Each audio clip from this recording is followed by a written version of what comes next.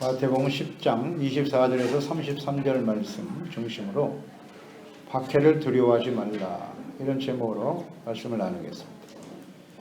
상담 전문가들이 상담 주제, 무엇을 상담하러 오는가, 그 상담자들의 주제를 분류한 결과를 보면 대부분이 두려움과 공포에 관한 것이 많다, 그렇게 말합니다. 병원의 그 의사들도 보면 진료를 받으러 오는 환자들을 분류해 보면 심장이 두근거린다, 식은땀이 난다, 가슴이 답답하다, 귀에서 소리가 난다, 혹은 머리가 아프다, 소화가 안 된다, 이런 여러 가지 이유를 가지고 고통을 호소하면서 병원에 찾아오는데, 실제로 검사를 해보면 50% 내지는 많게는 70%가 아무런 이상이 없는 소견으로 결과가 나온다고 합니다. 질병에 대한 막연한 두려움 때문에 병원을 찾는 사람들이 많다는 것이죠.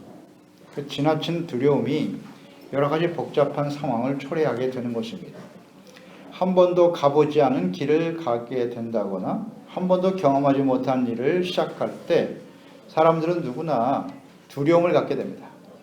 이유도 없이 두려움을 가지게 되는데요. 사람들에게 실패에 대한 어떤 두려움, 이거보다도, 우리가 실패 자체보다도 실패에 대한 두려움을 극복하는 것이 훨씬 더 중요하다 하는 것을 생각하게 됩니다. 그러니까 어떤 일을 시작하기도 전에 마음속에 두려움을 갖게 되면 그것은 반드시 실패로 귀결될 수밖에 없습니다. 두려움을 극복하지 못하면 실패할 수밖에 없습니다. 그러니까 두려움은 자신의 어떤 잠재적인 능력, 이것을 제한시키죠. 축소시키기도 하고요. 의기소침하게 만드는 것이죠.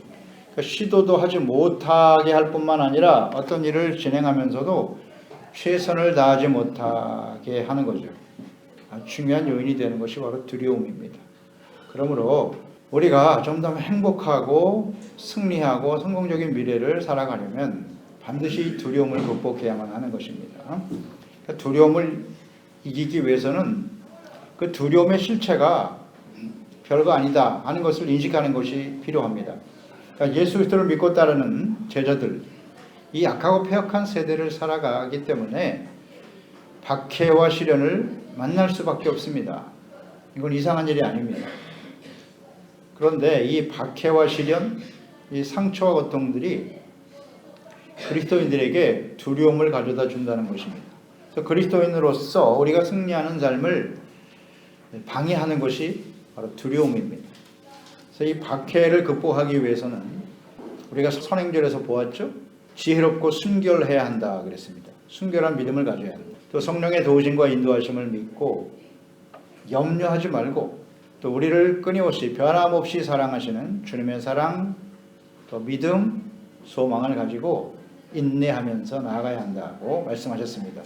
이어서 본문 말씀에 제자들이 박해를 당하거나 또 박해를 당할 것을 두려워하지 말아라 라고 말씀하고 계시네요. 두려워하지 말라.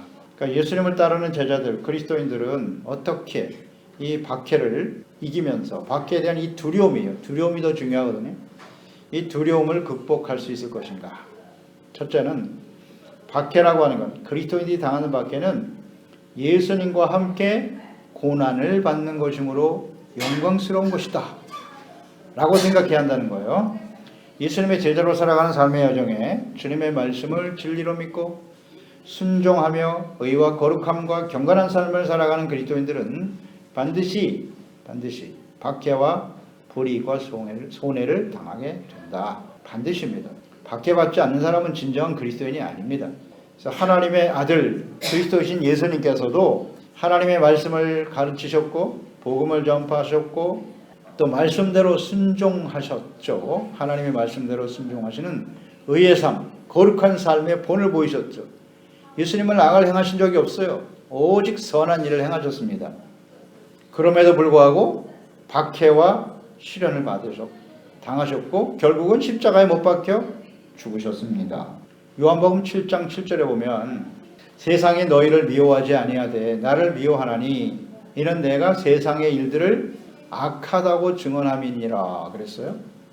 또 요한복음 15장 18절에 세상이 너희를 미워하면 너희보다 먼저 나를 미워한 줄을 알라. 세상이 예수님을 미워한 이유가 이는 내가 세상의 일들을 악하다고 증언했기 때문이다 그랬어요.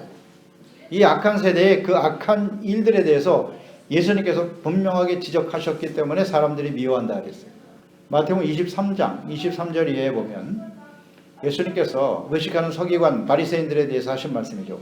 화 있을진저 외식하는 서기관과 바리새인들이여 너희가 박하의 회양과 근처 11조는 들이되 율법에 더 중한 바 정의와 긍휼과 믿음은 버렸도다. 그러나 이것도 행하고 저것도 버리지 말아야 할지니라.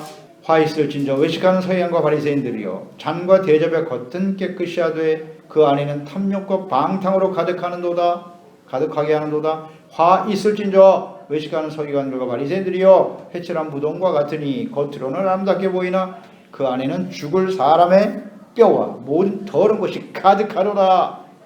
그들의 실체를 드러냈죠. 이것 때문에 미워했습니다. 예수님을 미워하고 결국은 십자가에 못 박아 버린 겁니다. 이처럼 패역한 세대에서 예수님의 삶을 본받고 의와 거룩한 삶을 살아가는 제자들, 또 이 복음의 말씀을 전파하고 증거해야 될 사람들이지 않습니까? 다시 한번 정리합니다. 사람들은 어떻게 해야 구원받을 수 있지요? 회개와 믿음이에요. 내가 죄인이라는 사실을 인정하고 회개하고 예수 그리스도의 십자가의 복음을 믿어야 되는 거예요. 그래야 구원받는 것입니다. 그러니 죄에 대해서 얘기해 줘야 돼요. 그렇게 사는 것은 잘못된 삶입니다 라고 말하고 그 죄를 깨닫고 예수 그리스도의 구속의 은혜를 믿음으로 구원받는 거예요. 이것이 우리 그리스도인들이 해야 할 일입니다. 그러니 죄에 대해서 얘기할 수밖에 없어요. 우리는. 그래서 싫어하는 겁니다. 사람들이. 그리고 우리의 삶을 통해서 진정 의의 삶이 무엇인가를 보여줘야 하기 때문에, 그렇게 살아가기 때문에 박해와 시련을 당하게 되는 것입니다. 예수님도 그런 삶을 사셨습니다. 오늘 본문 24절 25절에 보면 제자가 그 선생보다 또는 종이 그 상전보다 높지 못하니 제자가 그 선생 같고 종이 그 상전 같으면 조카도다. 집 주인을 바알세불이라 하였거든 하물며 그 집 사람들이랴. 죄가 없으시고 온전한 삶을 사셨던, 거룩하게 사셨던 하나님의 아들 예수 그리스도, 그 예수님을 바알세불이라 그랬어요. 귀신의 힘을 입어서 귀신을 쫓아낸다. 예수님을 귀신으로 여겼어요. 귀신의 왕이라 그랬어요. 귀신의 왕이라. 제자가 선생을 닮아가고 종이 상전과 같이 되는 것은 영광스럽고 소중한 일이지요. 우리의 주가 되시는 예수 그리스도를 우리가 닮아가고 예수님을 본받고 따르는 일, 즉 예수께서 의와 거룩함을 가지고 살아가셨지만 박해와 시련을 당하셨다면 우리가 주님의 삶을 본받고 따르다가 예수님처럼 박해와 고난을 당한다고 하는 것은 영광스러운 일이라는 것입니다. 예수님을 닮아간다. 귀한 일이죠. 베드로전서 4장 12절로 14절에 사랑하는 자들아 너희를 연단하려고 오는 불시험을 이상한 일 당하는 것 같이 이상히 여기지 말고 오히려 너희가 그리스도의 고난에 참여하는 것으로 즐거워하라. 이는 그의 영광을 나타내실 때에 너희로 즐거워하고 기뻐하게 하려 함이라. 너희가 그리스도의 이름으로 치욕을 당하면 복 있는 자로다. 영광의 영 곧 하나님의 영이 너희 위에 계심이라 말씀하셨어요. 그러니까 주님을 따르는 제자로 살아가는 그리스도인들이 예수님과 같이 의와 거룩함을 지키며 살아가다가 복음을 위해서 살아가다가 고난과 시련을 당하고 박해를 얻을 수 있다면 이것은 예수 그리스도의 고난에 동참하는 일이기 때문에 슬퍼하거나 두려워할 일이 아니라는 거예요. 오히려 기뻐하고 즐거워할 일이다. 이것은 영광스러운 일이기 때문이다 라고 말씀해주고 있네요. 그러므로 박해를 당할 때 혹은 박해를 가하는 사람들을 만날 때, 상황을 만날 때 절대 두려워하지 말아야 합니다. 그것은 영광스러운 일이거든요. 우리 실제로 그러한가요? 적용을 해봐야죠. 두 번째는 박해를 이기기 위해서는요, 감추어진 악행에 대해서 심판하시는 하나님이시다. 이걸 우리는 분명히 믿어야 하는 거예요. 26절 27절에 그런즉 그들을 두려워하지 말라. 박해를 가하는 사람들이죠. 그들의 감추인 것이 드러나지 않을 것이 없고 숨은 것이 알려지지 않을 것이 없느니라. 내가 너희에게 어두운 데서 이르는 것을 광명한 데서 말하며 너희가 귓속말로 듣는 것을 집 위에서 전파하리라 말씀하셨어요. 박해하는 자들, 그들의 악행이 당시에는 굉장히 힘이 있어 보이죠. 그래서 그들의 악행이 감추어진 것처럼 보이고, 또 그들의 앞에 선, 박해 앞에 선 그리스도인들, 제자들은 아주 무력해 보이지 않습니까? 힘없이 죽어가는 것처럼 보이잖아요.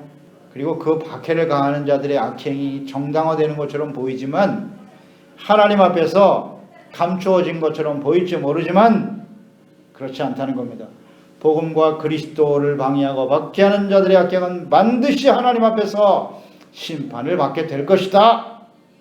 이것을 우리 확실히 믿기 때문에 그들을 두려워할 필요가 없다는 거예요. 하나님께서 반드시 판단하신다. 그러니까 하나님을 경외하지 아니하고 하나님이 없는 인생, 이것이 얼마나 허망하고 헛된 일인가를 가르치고 있는 전도서, 그 전도서의 마지막 부분에 보면 전도서 12장 13절로 14절에 일의 결국을 다 들었으니 하나님을 경외하고 그의 명령을 지킬지어다. 이것이 모든 사람의 본분이니라.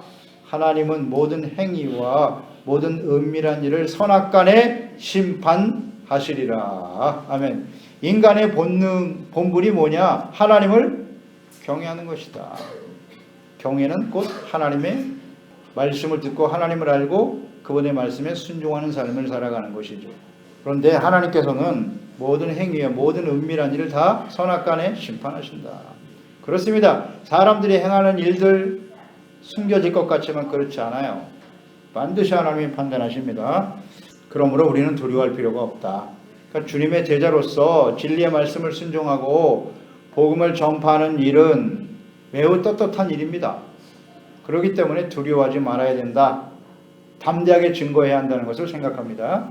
그래서 예수님께서도 예수 그리스도에 대해서 복음의 진리의 말씀, 복음에 대해서 들었을 때 이것은 진리이기 때문에 광명한 데서 말하고 지 위에서 전파하라 라고 말씀하셨어요.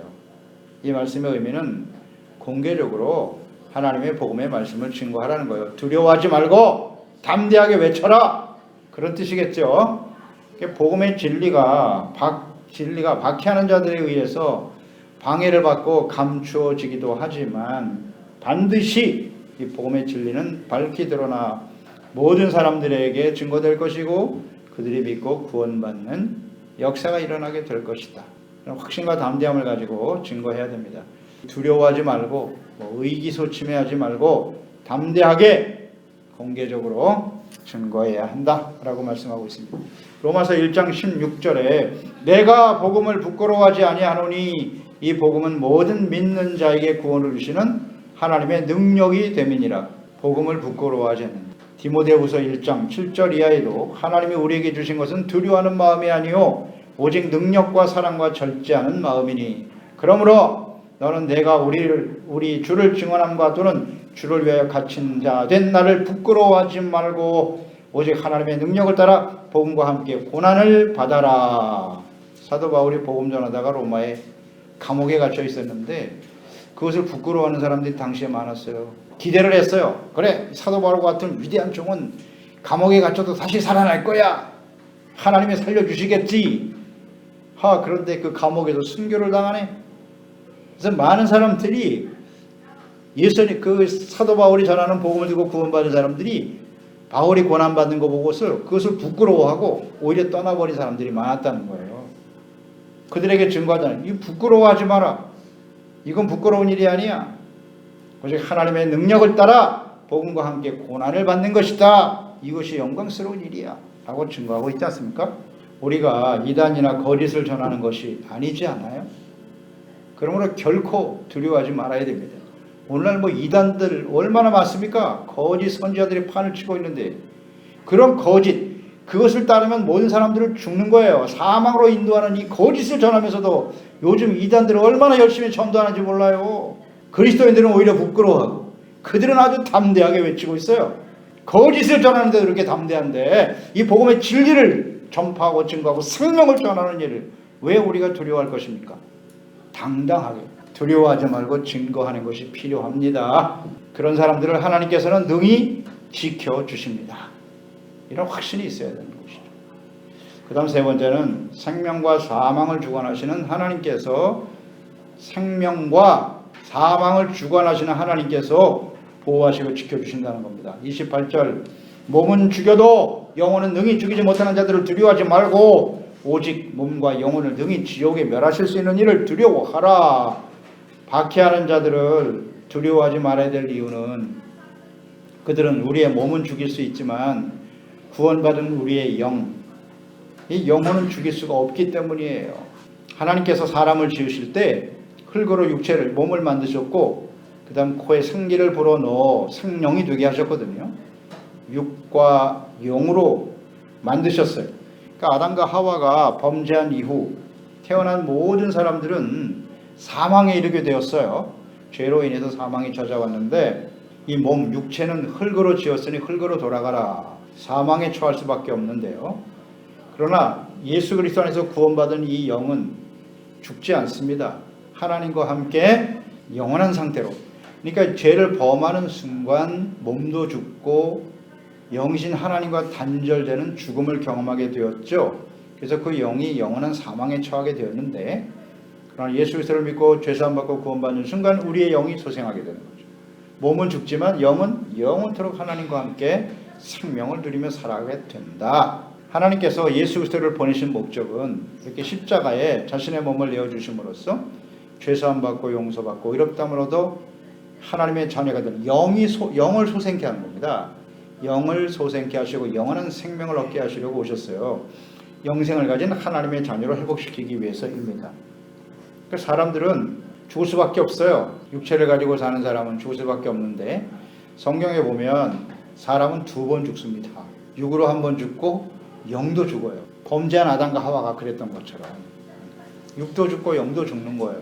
요한계시록에 보면 둘째 사망 초하는 내용들이 나오죠.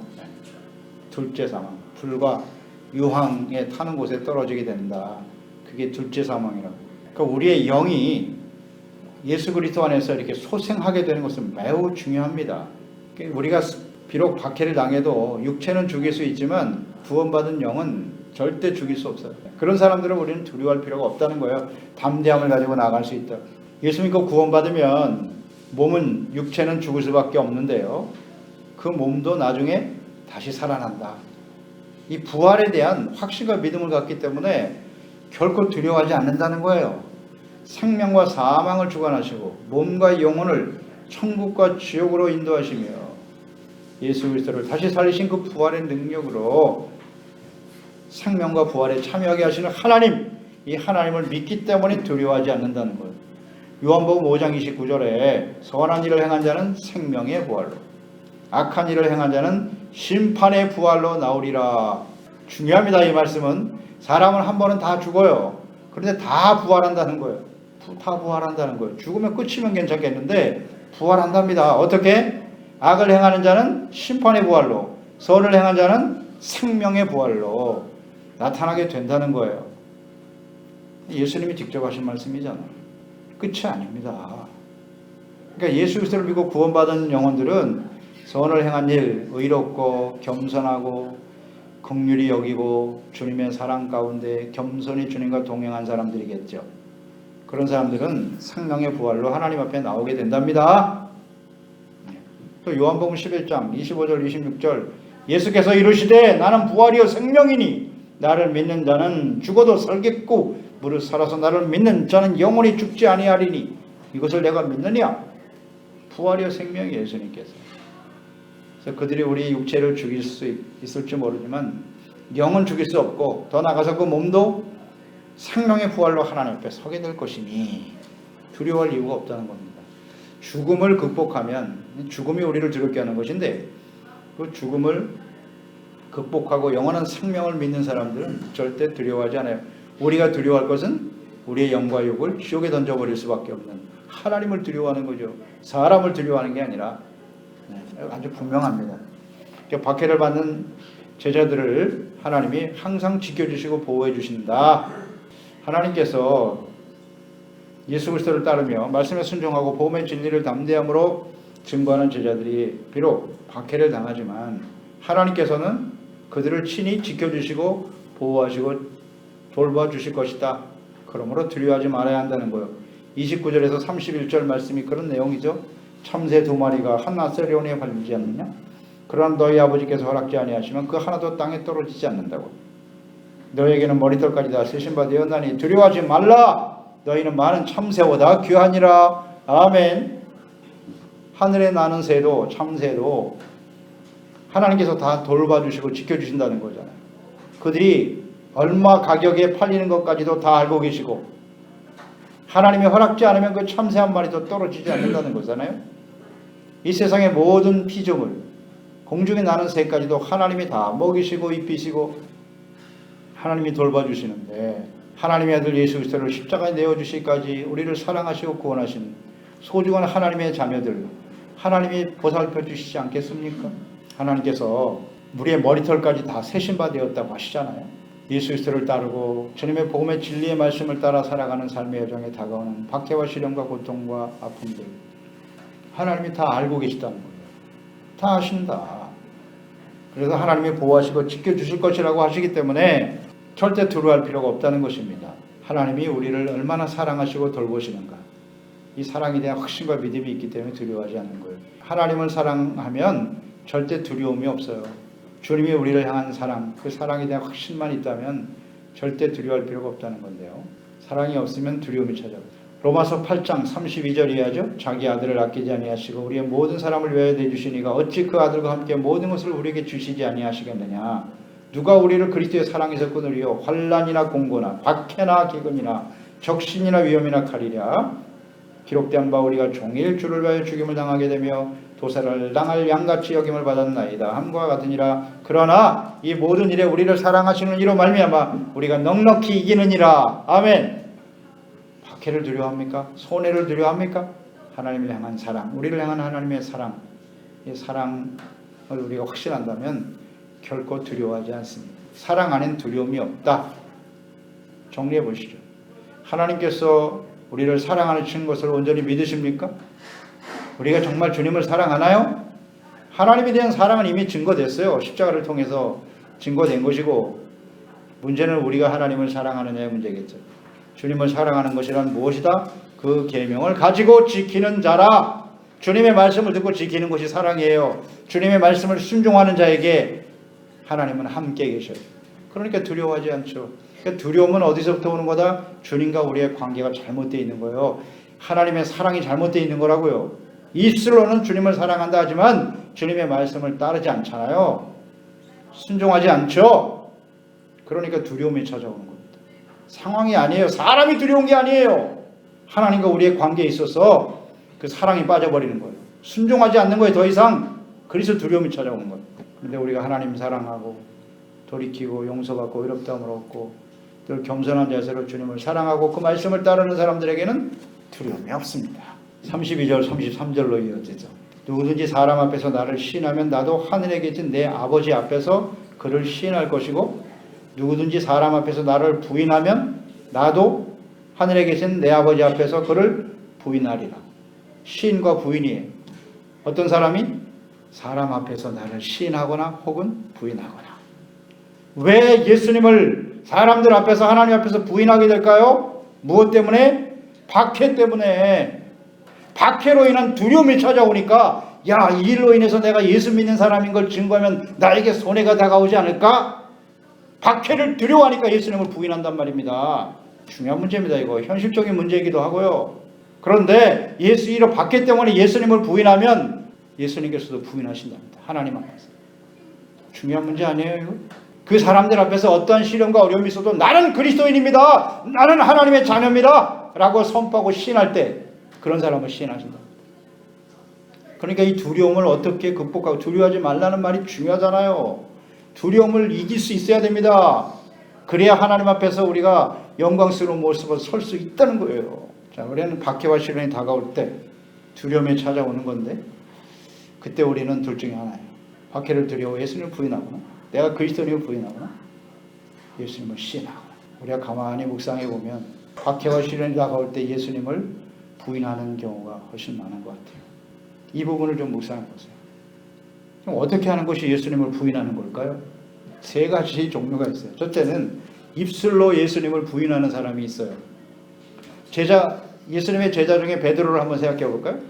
베드로는 예수님이 고난받으신다, 죽으신다, 이걸 인정할 수 없었어요. 왜 예수님이 죽으셔야 합니까? 이 나라의 왕이 되셔야지. 근데 예수님은 죽으신다고 했어요. 그러면서 내가 고난당하고 죽을 때 너희들은 나를 다 떠날 거야, 나를 버리고. 그때 베드로가 뭐라 그랬습니까? 무슨 소리 하십니까?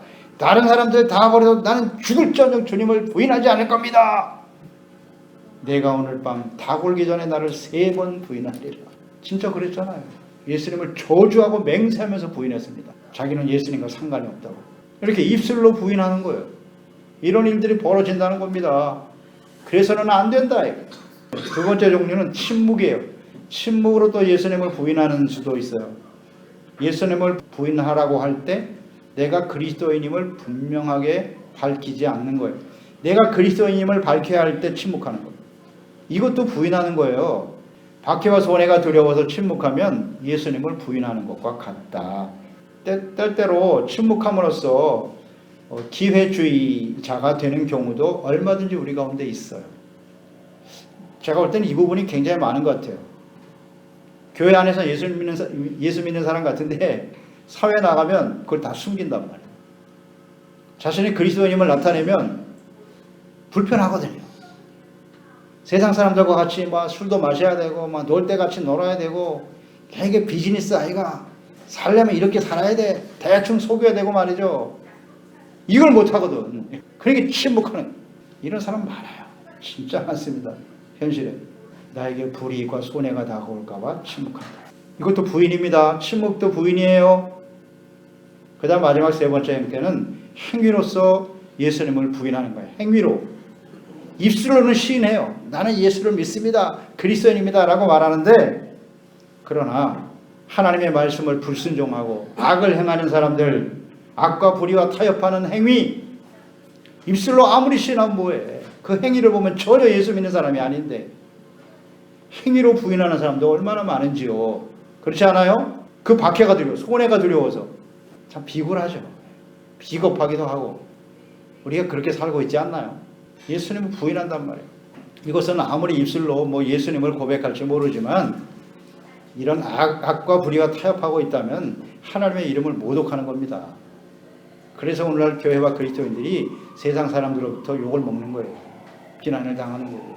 이것이 아무것도 아닌 것 같죠? 예수님을 부인하는 겁니다. 이거 심각한 문제예요. 저는 오늘 마지막에 말씀을 대하면서 굉장히 두렵더라고요. 이런 모습으로 예수님을 부인하며 살다가 내가 인생을 마감하고 반드시 하나님 앞에 설 텐데 그때 주님이 나를 모른다고 부인해버리면 어떻게 되는 거예요? 끝이에요. 끝. 그냥 절망입니다. 그냥 버려지는 거죠. 이것은 현실입니다. 여러분. 우리가 인생 그렇게 영원히 살 것 같지 그렇지 않아요. 언젠가 육체가 딱 죽는 날이 올 거라고요. 그 바로 현실이에요. 하나님 앞에 서게 될 거예요. 거기서 심판자가 누구냐? 예수님이세요. 너의 삶을 한번 돌이켜보니 내가 나를 부인하며 살았구나. 부인하시겠다. 나도 너를 몰라. 이게 마태복음 7장 말씀과 연결되잖아요. 예수님의 이름으로 선지자 노릇하고 병든 사람도 고쳤고 내가 대단한 일을 많이 했습니다. 예수님 뭐라고 그랬어요? 내게서 떠나라. 내가 너를 몰라. 불법을 행하는 자들아 내게서 떠나라. 나는 너를 모른다고. 그런 일이 벌어진다는 뜻이에요. 현실입니다. 여러분. 다시 한번 잘 묵상하세요. 둘 중에 하나예요. 예수님을 시인하며 살 것인가, 예수님을 부인하며 살 것인가의 문제입니다. 이것이 무엇과 연관되어 있다? 박해와 연결이 되어 있다는 거예요. 그러니까 박해를 피해서 고난받는 건 영광스러운 일이에요. 그건 두려워할 일이 아닙니다. 그런데 그걸 피해서 두려워하여 예수님을 부인한다. 입술로 부인하고 침묵으로 부인하고 행위를 통해서 부인하고 그러면서 세상과 타협하며 적당히 살아가는 거죠. 이런 사람은 주님 앞에 부인을 당하게 된다. 그래서 오늘 우리의 삶을 좀 다시 한번 점검해 보고요. 그렇게 대단한 지금 박해를 받는 시대는 아니지 않아요? 오히려 예수님 때문에 조금 불이익을 당하거나 불편한 이 정도도 참지를 못해요. 좀 억울한 말을 듣기도 하고 모함을 당하기도 하고 싫은 소리를 좀 듣고 이런 걸 우리가 못 견딘단 말이에요. 조금 몸으로 피곤해진다거나 이 정도는 못 견디나 우리가? 이런 걸 생각하면서요. 우리가 하나님 앞에 정말 마지막까지 어떤 시련과 박해가 다가와도 두려워하지 말고 담대한 믿음과 확신을 가지고 예수 그리스도를 우리의 삶을 통해서 우리의 수를 통해서 시인하고 증거하는 종들이 됩시다. 기도하겠습니다. 하나님 아버지, 오늘도 주님의 말씀을 대하면서 그리스도인의 삶의 여정에는 이런 박해와 시련과 불편함, 애매한 모함을 당하기도 하고요. 정말 억울한 일을 당할 때도 많죠. 예수 믿는 것 때문에. 그러나 이건 이상한 일이 아니에요. 예수님께서도 그런 길을 가셨고요. 그러므로 이것은 그리스도의 고난에 동참하는 아주 영광스러운 일이다. 이런 확신을 가지고 나아갈 수 있는 저희들이 되게 해주시고요. 참새 한 마리도 하나님께서 보호하시고 지켜주시는데 예수 그리스도를 믿는 것 때문에 박해와 시련과 손해와 아픔을 당하는데 하나님이 외면하실까요? 그러실 리가 있나요? 그런 사람들을 하나님이 반드시 돌봐주시고 지켜주시고 승리하게 만들어 주실 줄로 믿습니다. 아버지, 이런 믿음을 담대함을 가지고 나가야죠. 그 조그만 어려움 때문에 예수 믿는 것을 숨기고 그리스도인 것을 숨기고 말입니다. 침묵하고 행위를 통해서 입술로는 주여 주여 하면서 죄악과 불의와 타협하면서 예수님을 부인하는 삶을 살아가서야 되겠습니까? 오늘이 2019년 12월 29일 마지막 송년주일인데요. 오늘 한 해를 혹은 이전에 우리가 살아왔던 모습을 보니까 우리가 알게 모르게 예수님을 부인하며 살아왔던 부끄러운 모습들이 떠오릅니다. 다시 한번 예수 그리스도의 보혈로 우리를 깨끗하게 씻어주시고 앞으로 주어진 시간이 얼마나 될지 모르지만 저희들이요 마지막까지 우리가 참된 그리스도인이요 하나님의 자녀라는 사실을 우리의 삶을 통해서 예수 그리스도를 따르는 온전한 삶의 모습을 통해서 시인하고 증거함으로 영광스러운 모습으로 주님 앞에 설 수 있는 우리 모든 지체들 가족들 되게 해주세요. 예수님의 이름으로 기도드리옵나이다. 아멘.